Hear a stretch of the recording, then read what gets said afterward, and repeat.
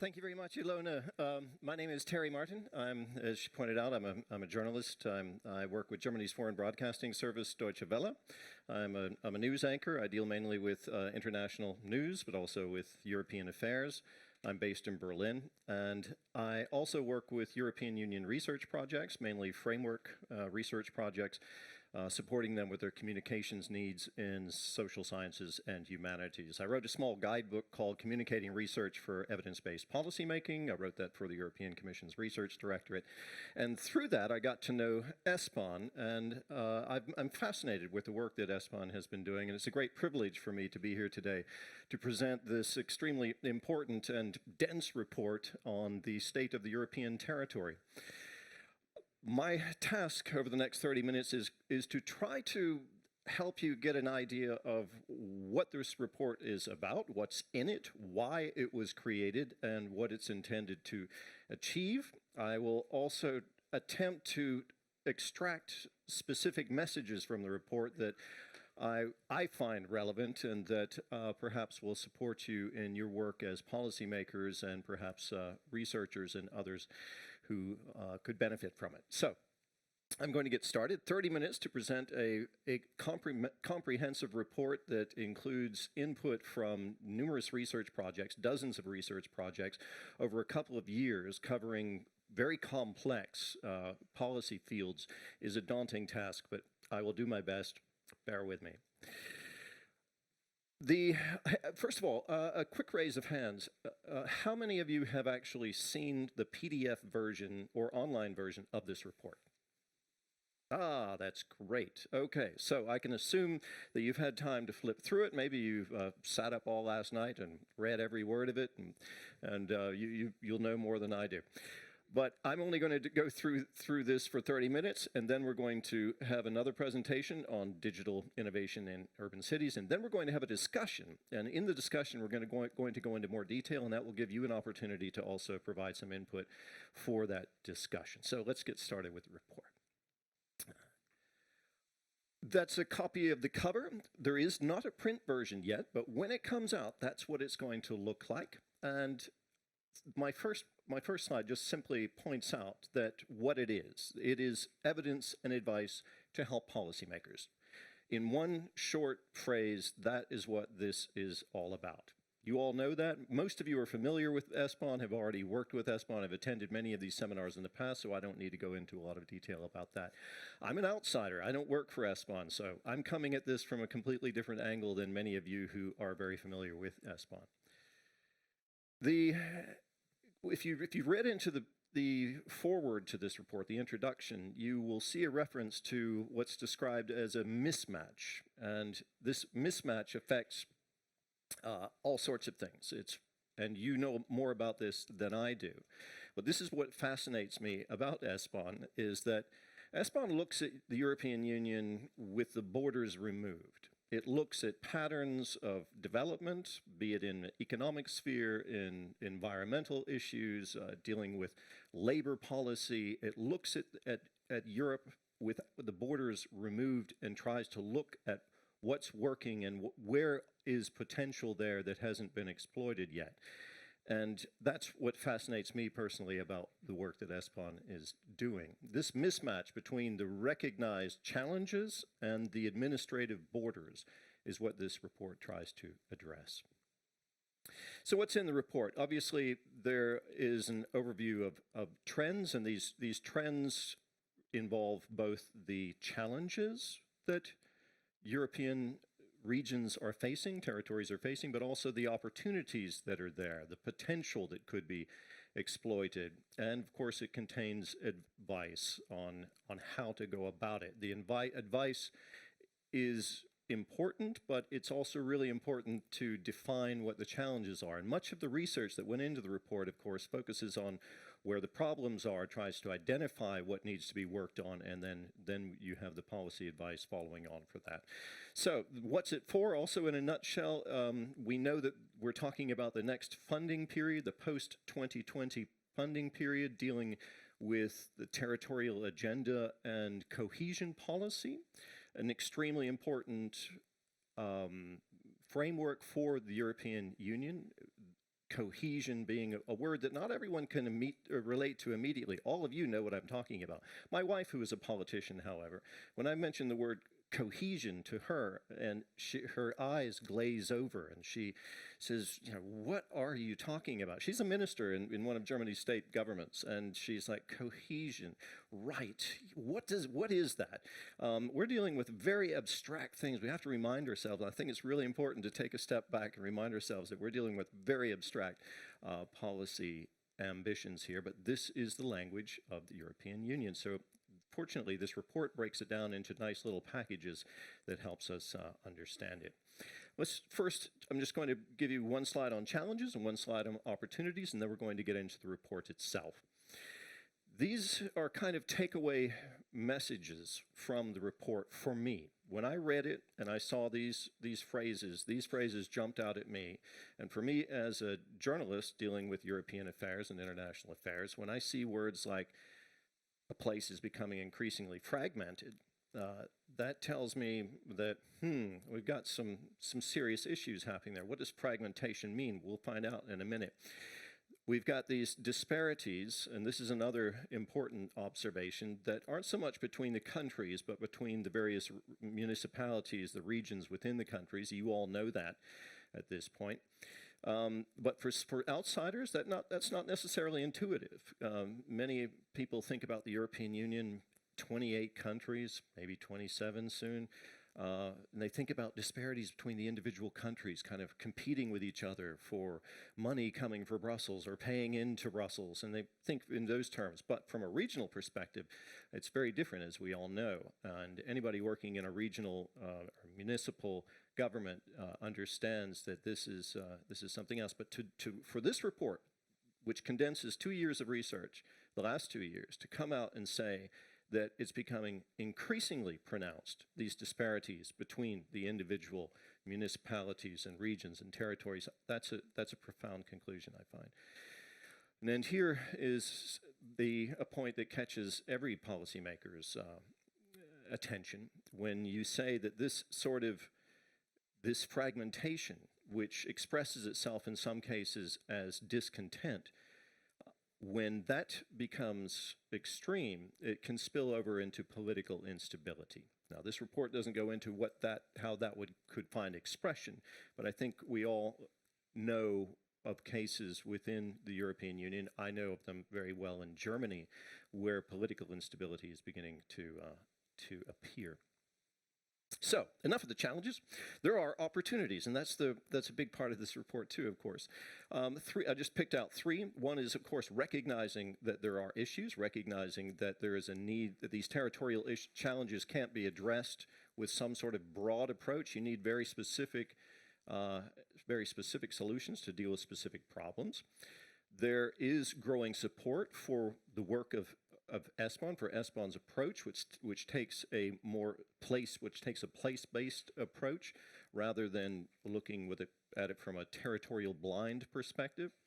And there's now, over several years, also because of the work that SBahn has been doing, but lots of other sources as well, there's a buildup of experience that can support this approach as we move forward, and that will carry over into the post-2020 planning period for the territorial agenda and cohesion policy. So let's get into some of the details, unpacking the report.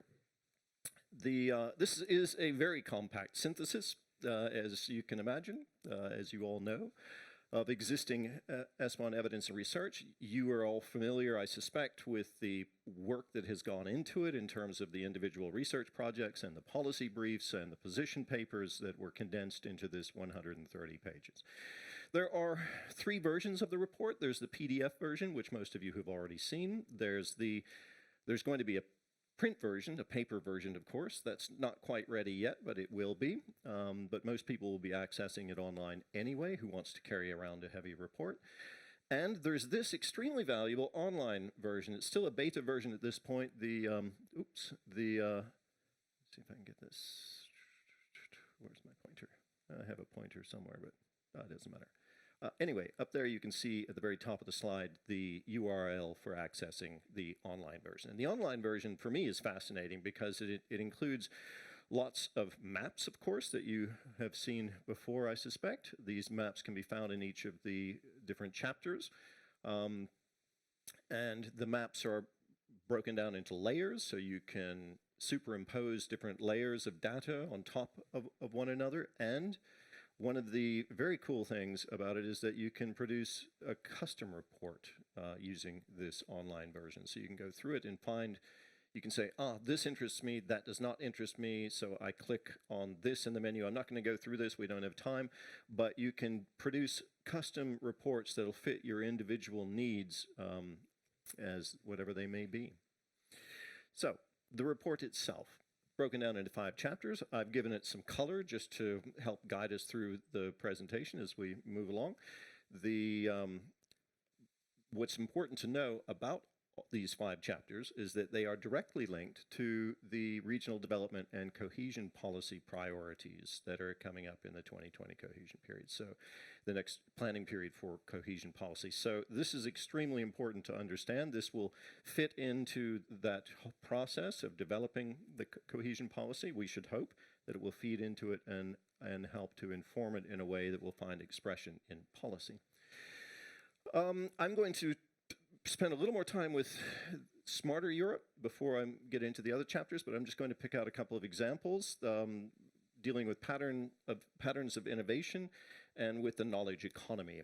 In terms of patterns of innovation, there are these 5 typologies. I'm going to have to flip through these pretty fast to get through this in half an hour. But out of these typologies, in terms of one being perhaps more advantageous for one region than another, trying to move towards a specific typology that might be more beneficial for a given region, we're finding movement, right? The research has been able to, first of all, identify these regions and classify them into different categories and to recognize the dynamics that are happening within these regions. I find that significant, that they are able to say, this is where most of the movement is happening, and this is moving what they're calling here from a smart technological application pattern to an applied science area. We're going to get into that in a little bit more detail.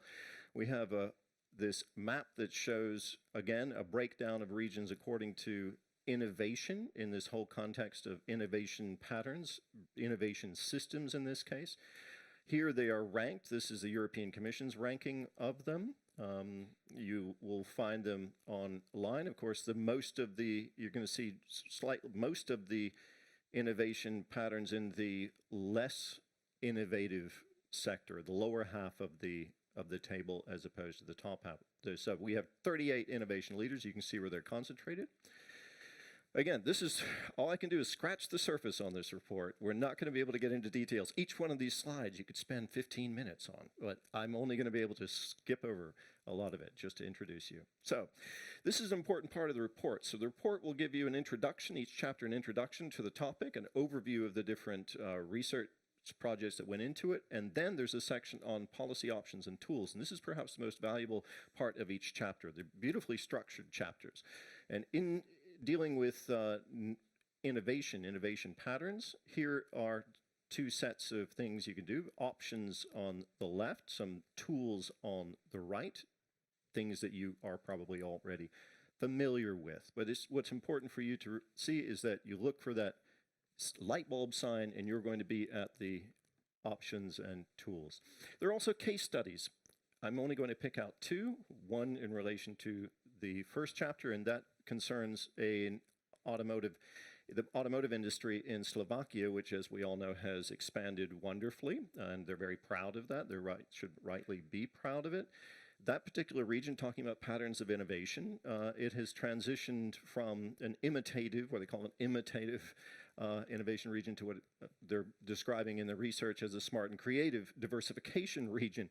But how they did that is, the process of understanding how that happened is really important. And the key thing to understand there is that the technology from the large automotive companies that set up their operations there was transferred from the mothership, wherever that might be, Germany, for example, to Bratislava, and that process went on for some time, but eventually, by cooperating with the universities and the businesses and the manufacturers and the municipalities, that knowledge became internalized, and the processes of producing it were replicated, which resulted in not an imitative model, but instead its own smart and creative stuff. So the innovation is happening there now, as opposed to the innovation being parachuted in from Wolfsburg. The other thing I want to point out, or the other aspect I want to pick out from this chapter, is the knowledge economy. So we've talked about innovation patterns, and the second example I want to look at is the knowledge economy part of it. We talked about the about various territorial challenges. How do you go about helping those places that aren't performing as well as they would like, without taking anything away from the companies that are from the areas that are already performing extremely well? This is described as the competitiveness cohesion trade-off, and it's one of the fundamental challenges that is recognized in this report. It's an overarching issue that has to be addressed in dealing with the territorial agenda. I'm going to skip through this, or I won't finish my presentation in time. This is a regional classification of knowledge economy. You can find this and zero in on it. You can zoom in on it online with the online version of the report. There are strategies for supporting the development of the knowledge economy. I can't go through those, but you know where they are, right? They're in the report. Spend some time looking into this. This is purely to tease you, to get you to look to see, okay, well, 5 potential strategies to support development of a knowledge economy, something everybody wants. How do you do it? Well, it's in there. There are these policy options and tools, very condensed versions of how you can approach the issue, building your various opportunities, branding. I mean, but it depends what kind of region you are. So this is also broken down in terms of if you are a lagging peripheral rural region, you might approach it this way. If you're a more developed region, you might approach it that way. So let me check on my time here, see how I'm doing. Okay, I'm okay. So we're into the second chapter on the green low carbon Europe. This is another big policy priority, another big policy goal. It's also a chapter of research with numerous research projects directed to it. I'm not going to list the research projects that went into all of this. They are all included in the report itself, so you'll find that there if you want to reference the individual reports and then back out of this overarching report to get to the very specific policy briefs and projects that will assist you in trying to do your work. So the beauty of SBahn, and Ilona was talking about gold, sitting on gold and trying to share the gold.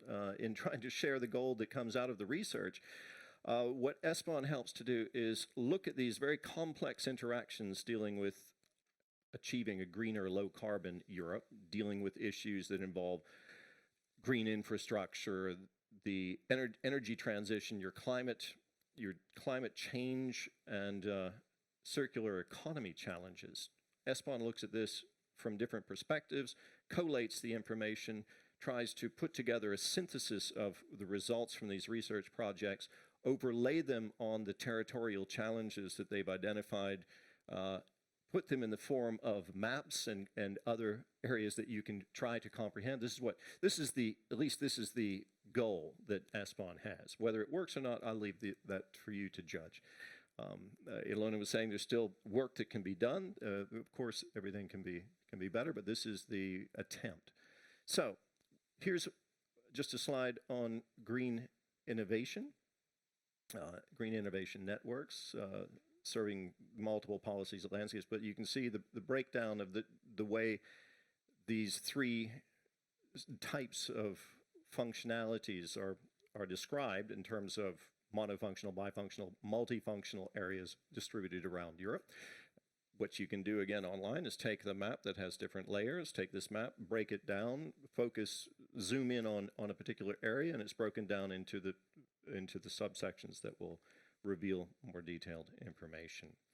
But in terms of promoting the circular economy, these are the 2, what I saw as the main message coming out of that chapter.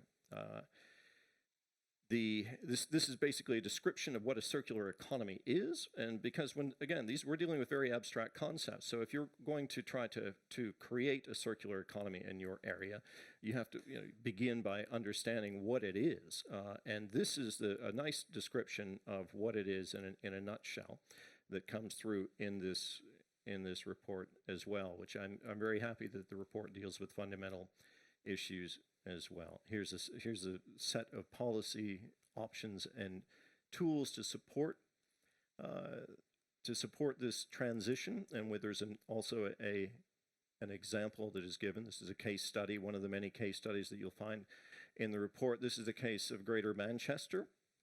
Greater Manchester is a post-industrial part of England that has suffered considerably economically, but also pretty severe social impact of the economic transition.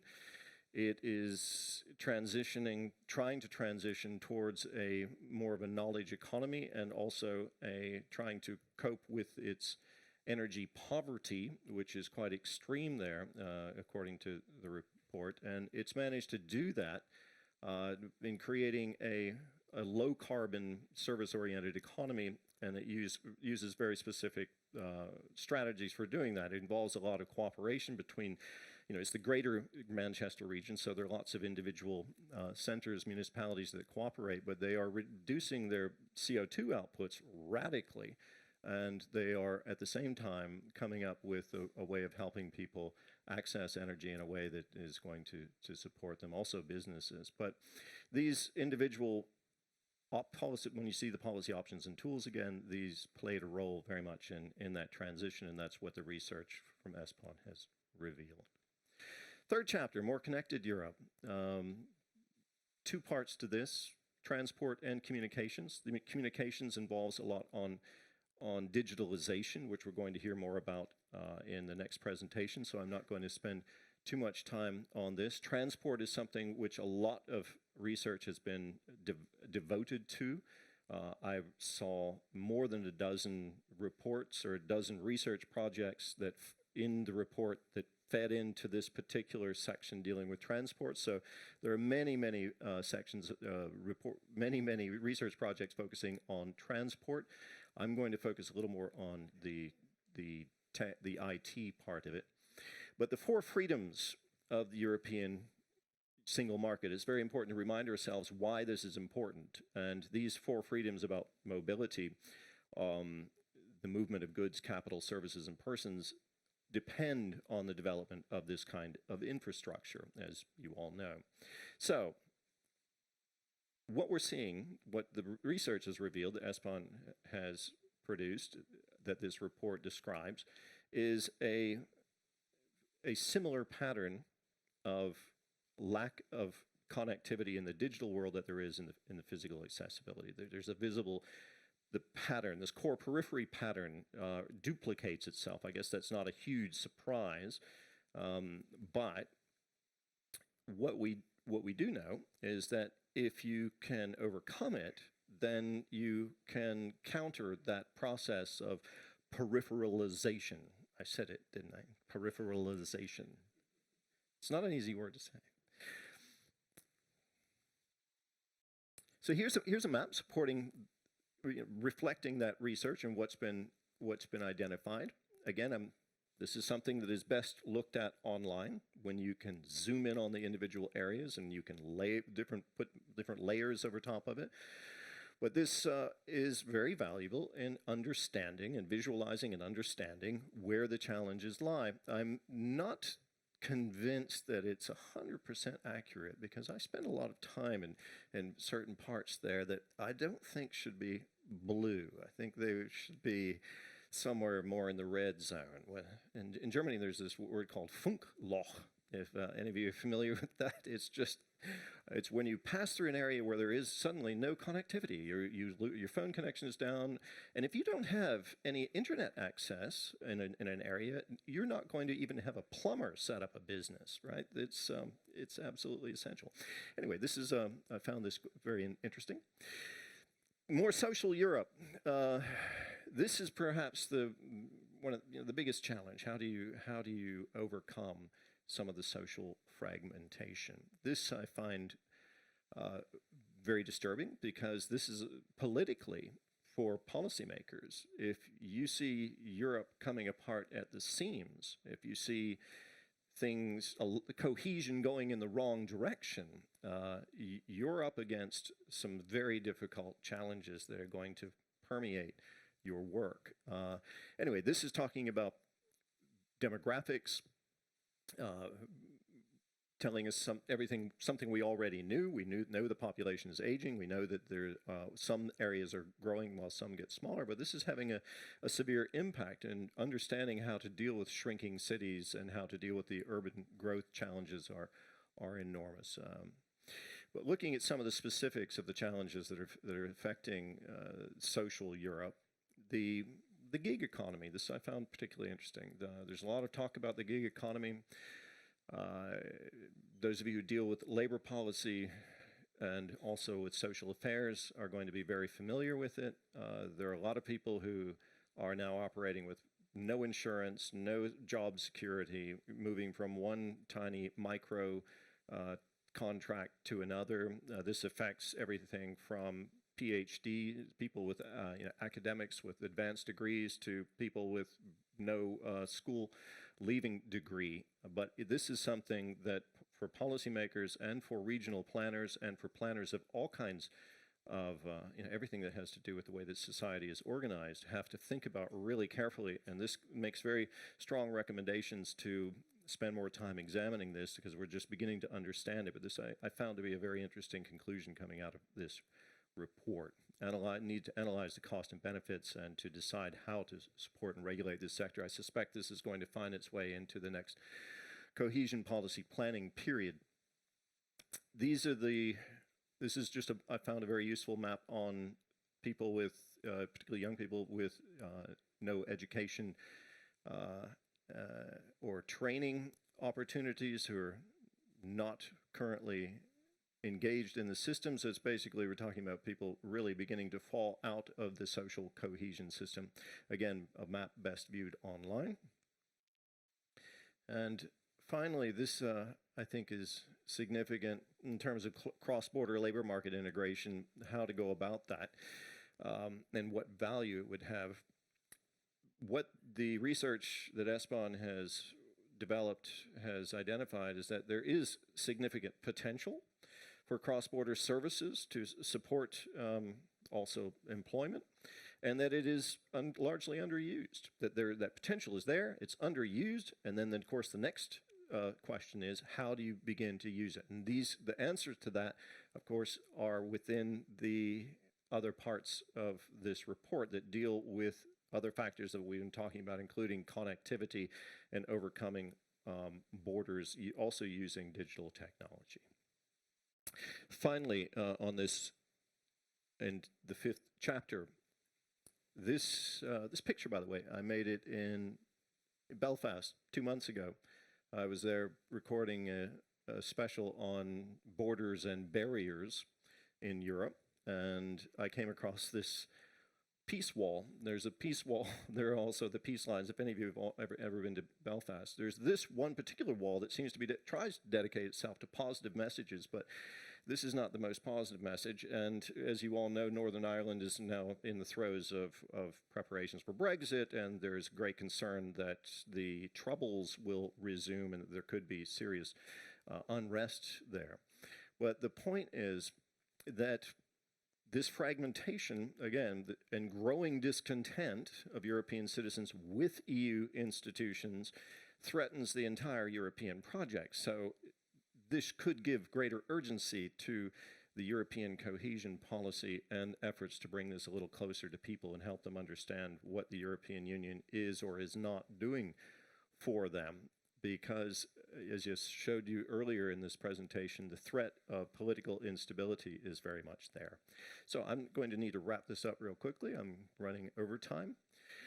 One of the positive points that has come out of the research dealing with getting Europe closer to citizens is the recognition that there are new territorialities. And this is also what underpins the need for more place-based research to identify what these territories are. that there are new structures that are there that are beginning to form with or without support from the policy community that need to be recognized and maybe duplicated and developed and trying to understand. So there's a lot going on there.